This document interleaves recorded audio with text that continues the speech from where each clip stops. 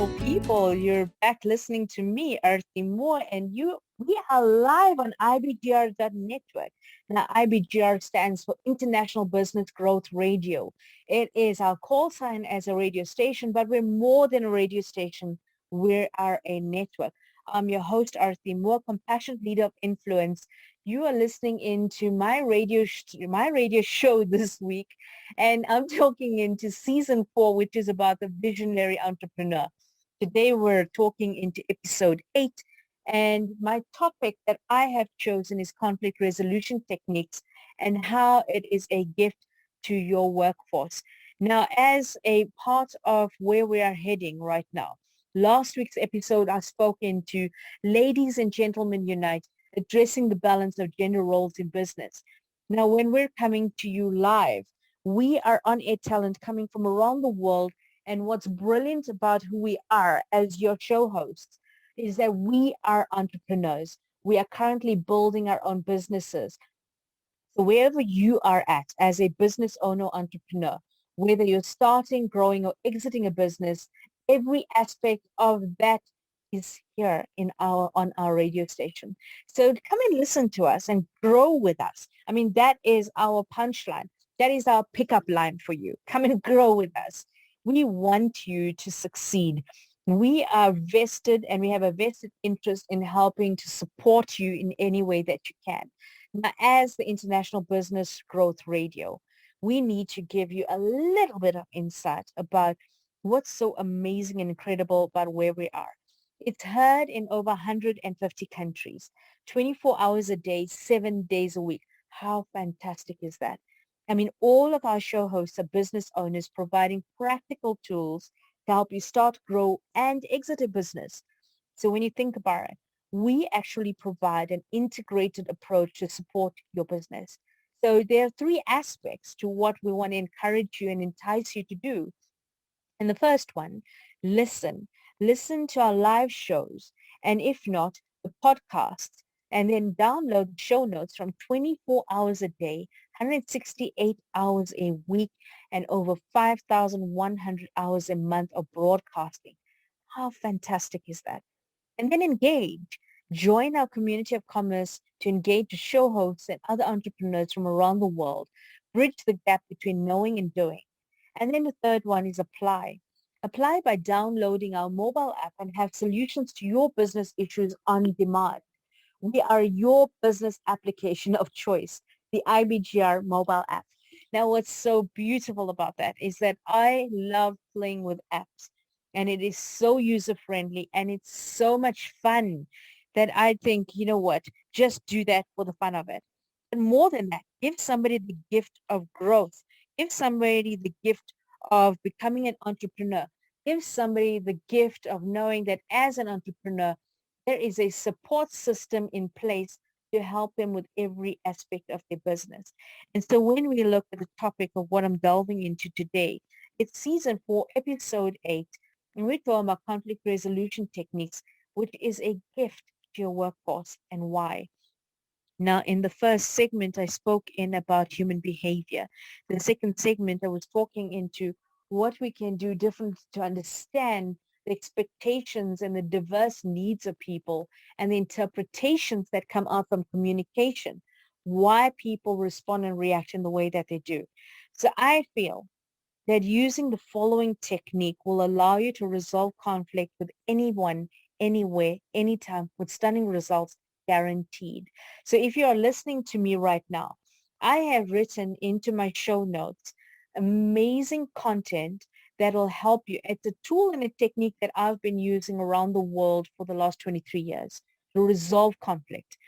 And I've actually written into my show notes. So if you wanted to, please go back to www.ibgr.network and download my show notes from there. And this, whatever I'm going to show to you now or talk into right now, you can download that.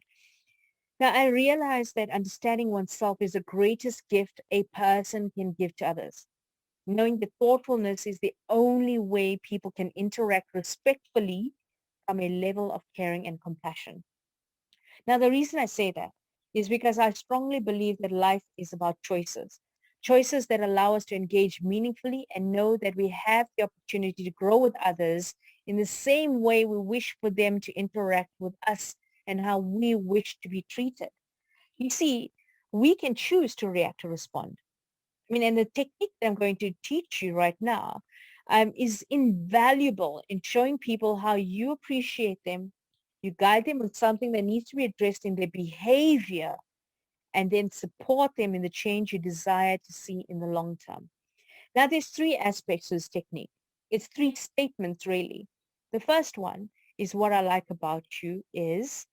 The second statement, what you can do for me is. And the third statement, what I can do for you is.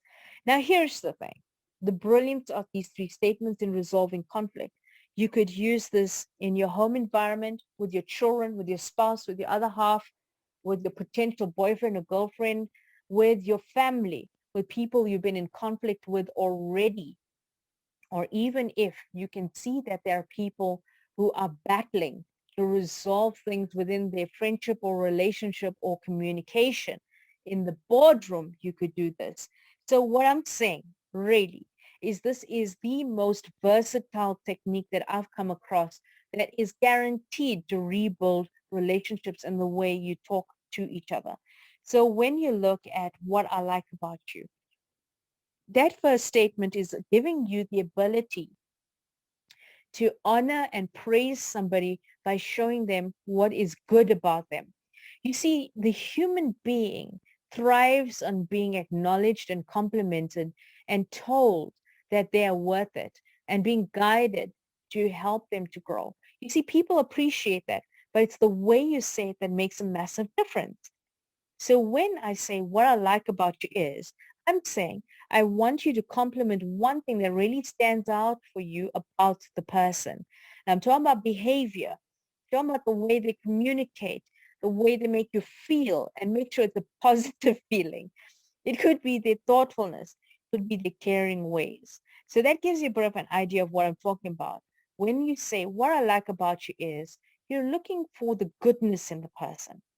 The second aspect, what you can do for me is, and now what we're talking into there is asking somebody, and I'm not talking about feedback and criticism. Criticism is really, really yucky because it is not meant, I know that people say it's meant to help you grow, right? And a lot of people, human nature, people don't want to feel criticized or be on the receiving end of criticism. Now, if you're the type of person that criticizes people in the hope that you're going to get a positive outcome, let me burst your bubble quickly. It does not work for all people. Maybe some would respond to you, but the majority of the people will react to you. So what do you do differently?